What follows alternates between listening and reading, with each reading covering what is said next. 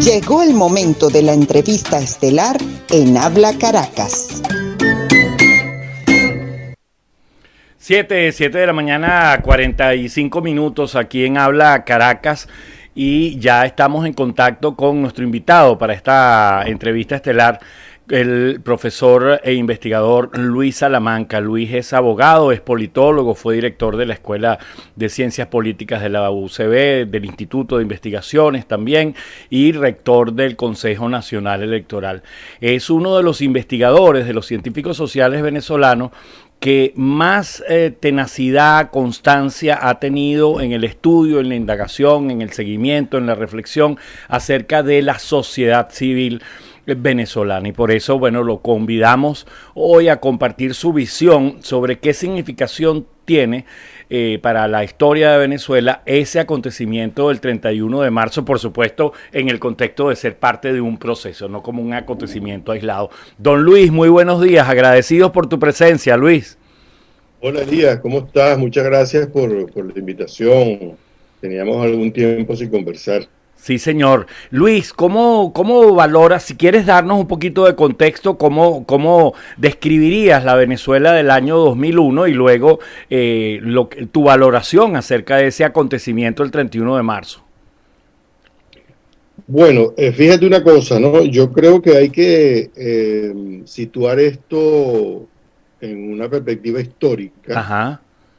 Han pasado 20 años del decreto 2011 y de la protesta, la manifestación del 31 de marzo, pero van 22 de el modelo político que Chávez comenzó a imponer en el año 1999. Es decir, es más de la mitad de los 40 años plenamente democráticos que vivimos previamente y que permitieron a Chávez alcanzar Miraflores. Esto se dice rápido, pero su significado en la historia de Venezuela es brutal. Primero, porque en este momento el régimen chavista está en el segundo puesto entre los regímenes de mayor duración en la historia de Venezuela. El primero es el de Juan Vicente Gómez, que solo el de él duró 27 años, y junto con Cipriano Castro, 35 años. Pero solo el de Gómez duró 27 años corrido. Claro, el de Gómez fue puramente impuesto, autocrático, directo.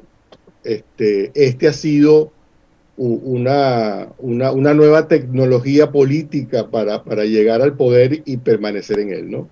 Pero hay que destacar esto porque además de que nos ha hecho un poco más viejos y a algunos se les nota, yo recuerdo, Elías, que cuando Chávez triunfó con la designación de los constituyentes del 99, en julio del 99, yo le dije a una profesora amiga mía, le dije, caramba, estos tipos nos van a envejecer en el poder. O sea, estos tipos tienen pinta de que nos van a envejecer. No lo han logrado plenamente, pero cuidado, ¿no? Ya Maduro está apenas a 5 años de alcanzar a Gómez en cuanto a longevidad de un proyecto político en el poder. Y precisamente lo ocurrido o lo que intentó Chávez imponer con el decreto 1011 era una muestra muy significativa de lo que estaba buscando, de lo que se proponía hacer Chávez. Si bien él era un tipo que no estaba suficientemente claro en muchas cosas, sin embargo, en materia política tenía muy claro que, primero, la democracia venezolana, que todavía existía para el año 2001, no era tal democracia, sino una tiranía. Así la calificó en el famoso librito azul que escribió en el 91 con otros. Y por tanto, al no considerarla una democracia, pues había que, digamos, liquidar ese sistema Y fíjate que no solamente se contentó con triunfar sobre Acción Democrática y sobre COPEI, sino que fue a más. Fue, digamos, él tenía que gobernar por 5 años y convirtió aquello, bueno, en un proceso en el cual logró, digamos, las bases para perpetuarse en el poder. De hecho, él se perpetuó en el poder porque él murió en el poder. Eso es lo que es perpetuidad. Había derogado la constitución del 61 de manera inconstitucional y había clausurado el Congreso Nacional que nosotros habíamos elegido en 1998. Es decir, el contexto era democrático, pero con una democracia que ya estaba siendo despotizada por Hugo Chávez, y el decreto 1011 era una muestra muy significativa del intento de Chávez de controlar tanto el Estado, que lo había logrado lo había empezado a lograr vía la derogatoria de la Constitución del 61 y la clausura del Congreso, donde no tenía mayoría, por cierto, ¿no? Por una parte eso, y por otra parte buscaba el control de la sociedad. Fíjate que esa ha sido una línea constante o dos líneas constantes de la acción del chavismo en Venezuela: control del Estado y control de la sociedad. En algún momento Chávez logra el control del Estado, facilitado un poco también por algunas estrategias opositoras erráticas, como la del 2005, y a partir de allí, bueno, el Estado ha estado en sus manos y han hecho con él lo que han querido. De hecho, lo han desmontado.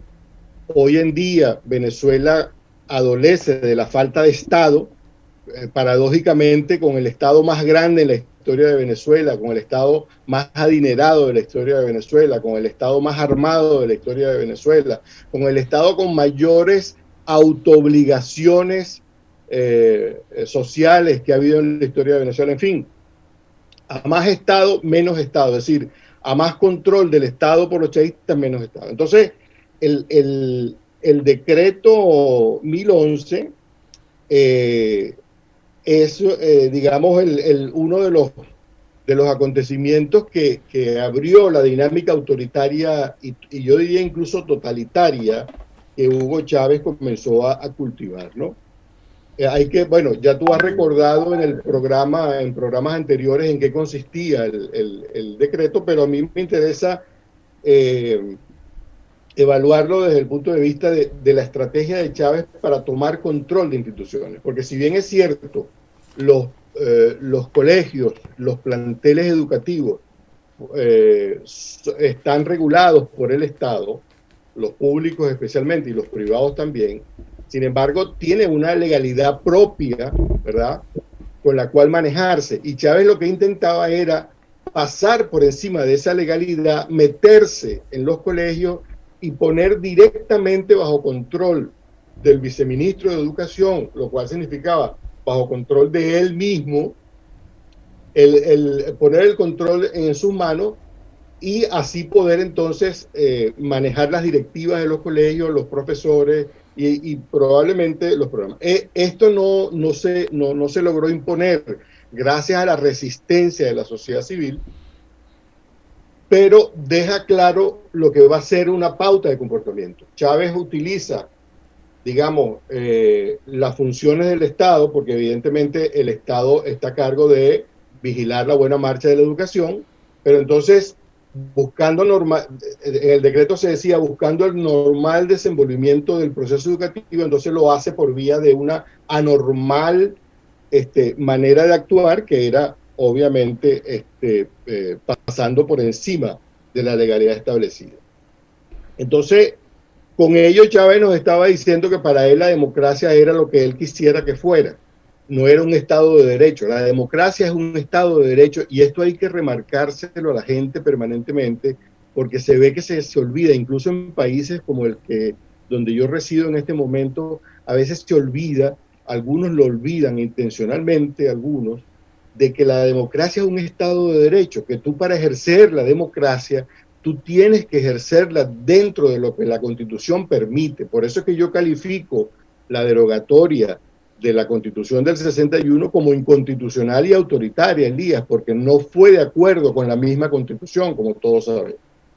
Este, y estos ataques continuaron posteriormente, y sabemos que el país se llenó de protestas, de confrontación, porque además Chávez, en la medida en que más lo confrontaba a la sociedad, más autoritario se ponía.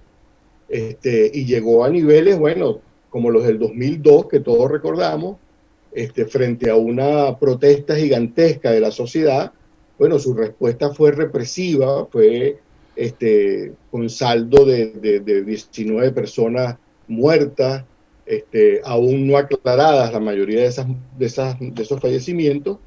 Y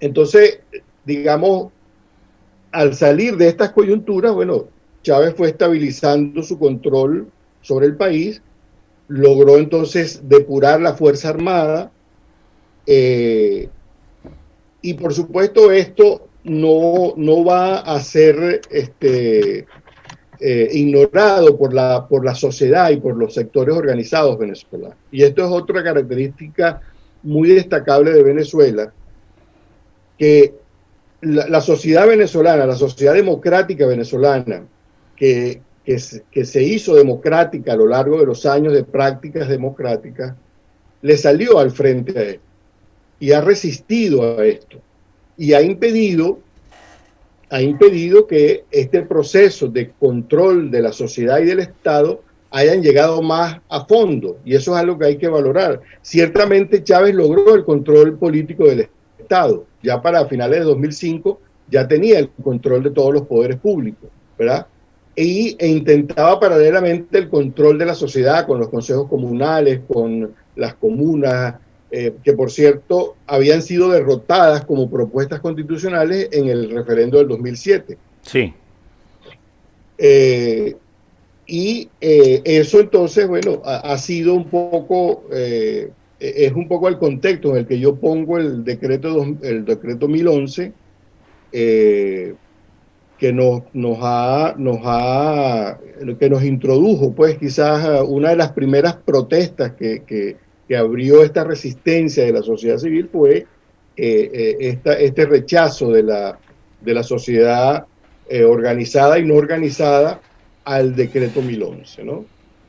¿Cuál dirías, Luis, que puede ser la agenda para la sociedad civil en su conjunto, pero muy específicamente para ese sector educativo que logró esos momentos tan importantes? Hace unos minutos Nancy Hernández de Martín traía a colación también un momento que fue definitivamente marcador también para la sociedad civil. Pero ¿cuál es la agenda ciudadana a 20 años que probablemente los padres y representantes que en aquel momento participaron, hoy estamos esperando ser abuelos, nuestros hijos ya se graduaron, hay otra generación de padres y representantes, hay otra realidad jurídica, se impuso la resolución 0058, además buena parte de la clase media está en la diáspora, hay otra realidad, cuéntanos.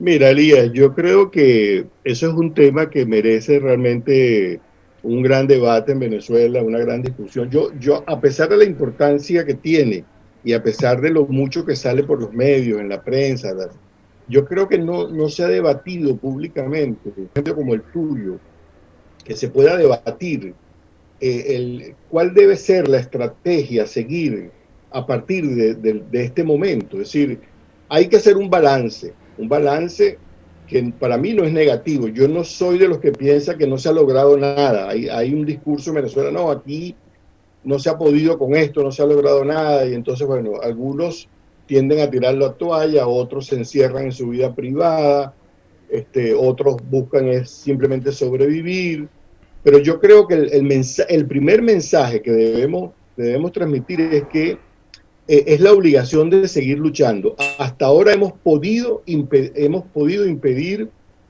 el modelo de dominación autoritaria y totalitaria de Chávez y de Maduro llegara, digamos, a sus máximas consecuencias, pues, ¿no? De hecho, incluso yo te diría que, primero, el control social se ha estrellado contra la crisis económica, contra la hiperinflación y tal, pero también contra la protesta de la gente.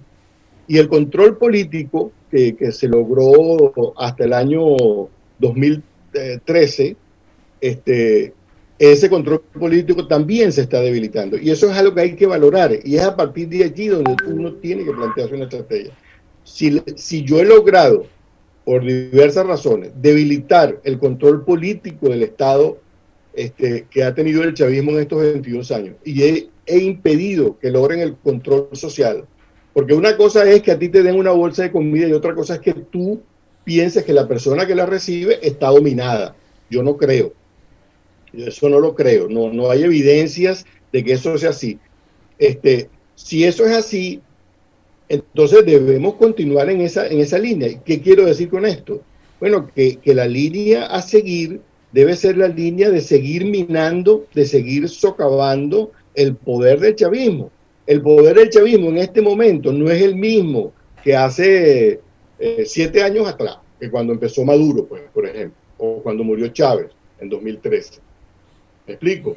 Entonces, fíjate, a Maduro le corresponde el mérito de tener, Elías, de las 100.000 protestas que dice la gran aldea que ha habido en estos 20 y tantos años. A Maduro le ha tocado, le corresponde el mérito de tener de esas 100.000, 75.000 protestas en contra. Es decir, el 75% de las protestas.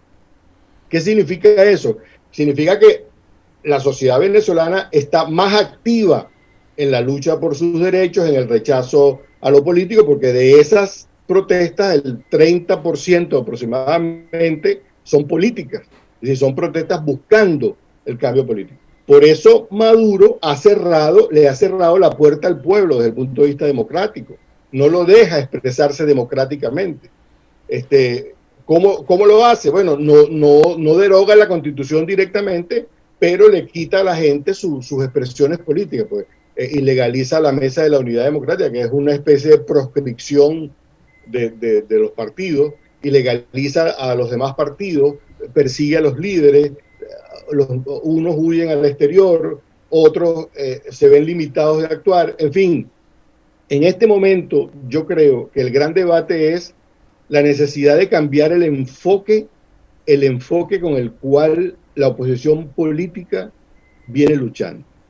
El enfoque para mí debe ser, señores, si yo estoy en un contexto político, autoritario, plenamente autoritario, excluyente, represivo, yo tengo que buscar la manera de minar ese poder, porque evidentemente Maduro ha impuesto esa situación porque cuenta con un poder por detrás, ¿verdad?, que lo sostiene, que ya sabemos cuál es.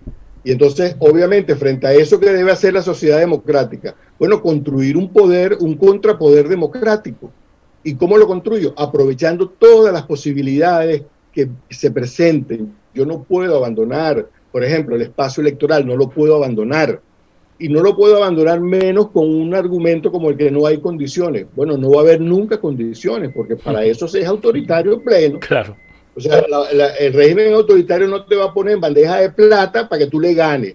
Te va a impedir de todas las maneras posibles. Ahora, ¿qué tienes tú que hacer? Ver cómo usas esas elecciones no democráticas para para minarle poder al régimen democrático. Luis. Y hasta ahora se había venido logrando, Elías, se había venido logrando porque la Asamblea Nacional de 2015 es una demostración de muchas cosas. Primero, de que sí se puede, de que se puede llegar a tener un poder importante, y segundo, de que el régimen te va a impedir que tú uses ese poder. Entonces tienes que seguir luchando, no puedes decir, bueno, como ya no me dejan actuar como Asamblea Nacional, entonces me retiro de todo proceso electoral. Por favor, eso no tiene ninguna base, ningún fundamento.